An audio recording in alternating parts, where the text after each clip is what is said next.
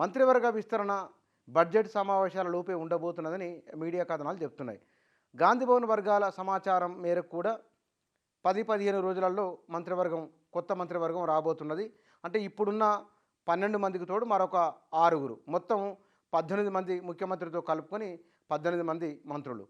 ఇందులో ఈ కొత్తగా రాబోతున్న 6లో ఎవరెవరు ఉండబోతున్నారు అనేది ఆసక్తికరంగా మారింది. గతంలో ఉన్న మంత్రివర్గ కూర్పు ఎట్లా ఉన్నది, ఇప్పుడు 6 బెర్తులు ఎట్లా ఉండబోతున్నాయి అనే దానికి. ఇందులో సామాజిక వర్గాల వారిగా తీసుకున్నప్పుడు ఇంతకు ముందున్న వాటిలలో ఎస్సీల నుంచి 2, బీసీల నుంచి 2, రెడ్ల నుంచి 4, వెలమన బ్రాహ్మణ సామాజిక వర్గాల నుంచి ఒక్కొక్కరు ఉన్నారు. ఇప్పుడు బీసీల నుంచి, ఎస్సీల నుంచి, ఎస్టీల నుంచి, ఓసీల నుంచి ఎవరెవరిని తీసుకోవాలనేది జరుగుతున్న చర్చ. ఇందులో ఎస్సీ సామాజిక వర్గం నుంచి జి వివేకానందకు మంత్రివర్గంలో స్థానం దక్కే అవకాశం ఉందని చర్చ జరుగుతున్నది.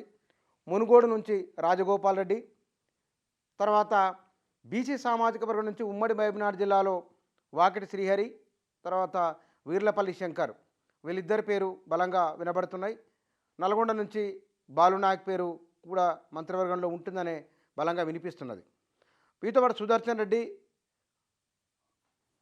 సుదర్శన్ రెడ్డితో పాటుగా మరో 2 నాయకులు ఉన్నారు. ఇందులో ప్రేమ్ సాగర్ రావు మంచిర్యాల నుంచి, మదన్మోహన్ రావు ఎల్లారెడ్డి నుంచి వీరి పేర్లు కూడా వినబడుతున్నాయి. ఇక మైనార్టీ వర్గం నుంచి ఎవరు ఉండబోతున్నారు? మైనార్టీలలో గతంలో ఇస్తామని చెప్పి, అంటే ఈసారి ఎమ్మెల్యేలు ఎవరు లేరు కాబట్టి ఎవరిని తీసుకోవాలి అనే దానిపైన కూడా సీరియస్గానే చర్చ ఉన్నది. ఈ సీరియస్గా జరుగుతున్న చర్చలో షబీర్ అలీని వాస్తవానికి కౌన్సిల్లోకి తీసుకోవాలని అనుకున్నారు. కౌన్సిల్ నుంచి తీసుకొని మంత్రివర్గంలోకి తీసుకోవాలని చర్చ జరిగింది. ప్రస్తుతానికి అది ఆగింది. మరి ఎవరికి ఏ ద్వారా ఇవ్వాలి అన్న దానిపైన చర్చలో షబీర్ అలీ, అజరుద్దీన్, ఫిరోజ్ ఖాన్, అమీర్ అలీ ఖాన్ మరొకరి పేరు కూడా వినబడుతున్నది. వీరులలో గవర్నర్ దగ్గరికి ప్రతిపాదనలు పంపిన వారిలలో ఉన్న పేర్లలో ప్రధానంగా మీడియాలో పేర్కొన్న పేర్లు అమీర్ అలీ ఖాన్, జాఫర్ జావేద్ల పేర్లు ఉన్నాయి. ఇందులో కోదండరామ్ కూడా గవర్నర్ కోటాలో ఇవ్వాలనేది. గవర్నర్ కోటాలో మిగిలిన రెండింటిలలో ఒకటి కోదండరామ్కి ఇస్తే కనుక రెండోది ఇందాక నేను చెప్పిన మైనార్టీలో ఈ 3-4 ఉన్నారు. ఈ 3 ఎవరికి ఇవ్వాలనే దానిపైన కూడా ఒక చర్చ ఉన్నది. ఇందులో మైనార్టీని ఒకరికి మంత్రివర్గంలో అవకాశం ఇవ్వాలి, మిగతా ఎస్సీ, ఎస్టీ, బీసీ, ఓసీలకు ఇట్లా సామాజిక అంశాల వరకు కూర్పు చేసుకుంటూ వెళ్ళాలని ఒక ఆలోచన ఉన్నది. మరి మొత్తం 6 మందిని ఒకసారి తీసుకుంటారా మంత్రివర్గంలోకి, లేకపోతే కనుక 3-4 తీసుకొని సామాజిక సమీకరణాలను బట్టి ఆలోచన చేస్తారనే చర్చ కూడా జరుగుతున్నది. ఇక్కడ సామాజిక వర్గాల వారిగా తీసుకున్నప్పుడు రజక సామాజిక వర్గం నుంచి లేదా అత్యంత వెనుకబడిన సామాజిక వర్గాల నుంచి వచ్చిన వారికి తొలి ప్రాధాన్యత ఉండే అవకాశం ఉన్నది. రాహుల్ గాంధీ చేస్తున్న సూచన మేరకు బల్మూరి వెంకట్ కూడా మంత్రివర్గంలో స్థానం ఇవ్వాలని చేసిన సూచన కూడా ఉన్నట్లున్నది. మరి బల్మూరి వెంకట్కి ఇస్తే కనుక ఓసీ సామాజిక వర్గం నుంచి ఇందాక మనం చెప్పుకున్న పేర్లలో రెడ్లలో కావచ్చు, లేదా బెలమెలలో కావచ్చు, ప్రేమసాగర్ రావు లేదా మరొకరు డిలీట్ అయ్యే అవకాశం ఉంటుంది. అట్లా ప్రేమసాగర్ రావు సీనియర్, మరి ఆయనను కాదనలేరు కదా. ఈ 2-3లలో ఓసీ వెలమ, రెడ్డి సామాజిక వర్గాల నుంచి ఎవరినో ఒకరిని తప్పించవలసి వస్తుంది. ఆ తప్పించేది ఎవరనేది కూడా చూడాలి. ఇట్లాంటి సమీకరణలు లేదా ఇబ్బంది కలిగించేవి అభ్యంతరకరణ అంశాలలో కాస్త ఆచితూచి వ్యవహరిస్తేనే మంచిదనే ఆలోచన కూడా చేస్తున్నారు. రేవంత్ రెడ్డి విదేశాల నుంచి వచ్చిన వెనువెంటనే దీనిపైన ఇప్పటికే ఒక సూత్రప్రాయమైన అంగీకారానికి వచ్చినట్టు తెలుస్తున్నది.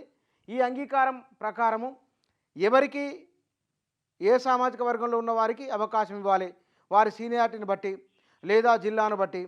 కాంగ్రెస్ పార్టీ దక్షిణ తెలంగాణ జిల్లాల్లో కనీ వెనుగని రీతిలో విజయం సాధించింది. మొత్తము 40-42 ఎమ్మెల్యేలు ఉంటే కనుక అందులో 36కు పైనే కాంగ్రెస్ పార్టీ గెలుచుకున్నది. అది ఉమ్మడి మహబూబ్నగర్, ఉమ్మడి నల్గొండ, ఉమ్మడి ఖమ్మం జిల్లాలో, ఉమ్మడి వరంగల్ జిల్లాలో కూడా మెజారిటీ స్థానాలు కాంగ్రెస్ పార్టీకి వచ్చినాయి. ఇట్లా స్థానాలు వచ్చినప్పుడు ఆ జిల్లాల నుంచి ప్రాతినిధ్యం వహిస్తున్న ఎమ్మెల్యేలకు వారి సామాజిక వర్గానికి అవకాశం ఉండాలి. ఉమ్మడి వరంగల్ జిల్లా నుంచి కొండా సురేఖ, సీతక్క 2 ఉన్నారు. ఆ జిల్లా నుంచి 2 మహిళా మంత్రులు వరంగల్ జిల్లా నుంచి ఉన్నారు. ఇక ఉమ్మడి నల్గొండ జిల్లా నుంచి కోమటిరెడ్డి వెంకటరెడ్డి మంత్రివర్గంలో ఉన్నారు. ఖమ్మం జిల్లా నుంచి బట్టి ఉన్నారు, పొంగులేటి శ్రీనివాసరెడ్డి ఉన్నారు. ఉమ్మడి ఖమ్మం జిల్లాకు సంబంధించిన వాళ్ళలో ఇక ముఖ్యమంత్రి ఉమ్మడి మహబూబ్నగర్ జిల్లా నుంచే ఆ మాటకు వస్తే కనుక ఒకవేళ అంచనా వేసుకుంటే కనుక జూపల్లి కృష్ణారావు ఉన్నారు. ఇట్లా కాంగ్రెస్ పార్టీ ఎక్కువ స్థానాలు గెలిచిన దగ్గర నుంచే ఇప్పటికున్న వాళ్ళలో మంత్రివర్గంలో ఉన్నారు. మీ నిజామాబాద్ జిల్లా ఉన్నది, మెదక్ జిల్లా నుంచి దామోదర రాజ నరసింహ ఉమ్మడి మెదక్ జిల్లా నుంచి ఉన్నారు. హైదరాబాదు నుంచి ఎవరిని తీసుకోవాలనే దానిపైన చర్చ జరుగుతున్నది. ఇక్కడ హైదరాబాదుకు రంగారెడ్డికి ప్రాతినిధ్యం ఇవ్వాలన్నప్పుడు మల్రెడ్డి రంగారెడ్డి లాంటి వాళ్ళని తీసుకుంటే బాగుంటుందనే ఒక చర్చ కూడా ఉన్నది. అయితే ఇక్కడ మళ్ళీ ఆయన సామాజిక వర్గం ఓసీ సామాజిక వర్గం. ఈ సామాజిక వర్గాల వారిగా అంచనాలు వేసుకొని ఇప్పుడు 3-4 మంత్రివర్గంలోకి తీసుకొని లోక్సభ ఎన్నికల తర్వాత ఏమన్నా ప్రయత్నం చేద్దామనే ఆలోచన కూడా ఉన్నది.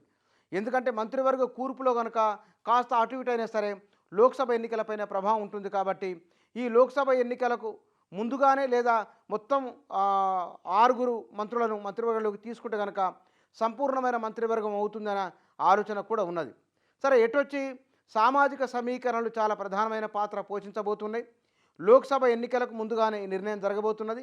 ఇంకా ఆ మాటకు వస్తే కనుక 10-15 రోజుల్లో మంత్రివర్గం ఉండబోతున్నదని, కొత్తగా మంత్రులు మంత్రివర్గంలోకి రాబోతున్నారనే సంకేతాలు వస్తున్నాయి. అయితే ఈ ఫిబ్రవరి నెలలో 2వ వారంలో బడ్జెట్ సమావేశాలు ఉండబోతున్నాయి. ఈ బడ్జెట్ సమావేశాల లోపుగానే నిర్ణయం తీసుకుంటే ఇంకా బాగుంటుంది. బడ్జెట్ సమావేశాల తర్వాత అంటే కనుక లోక్సభ ఎన్నికలు హడావిడి ప్రారంభమవుతుంది. కాబట్టి అంత జాప్యం చేయకుండా ఈ లోపుగానే ఒక నిర్ణయం తీసుకోవాలన్న ఆలోచనతో గాంధీ భవన్ వర్గాలు ఉన్నట్టు తెలుస్తున్నది. అయితే రాహుల్ గాంధీ చెప్పిన కొన్ని పేర్లు, అందులో ఒకరిద్దరు పేర్లు చాలా బలంగా వినబడుతున్నాయి.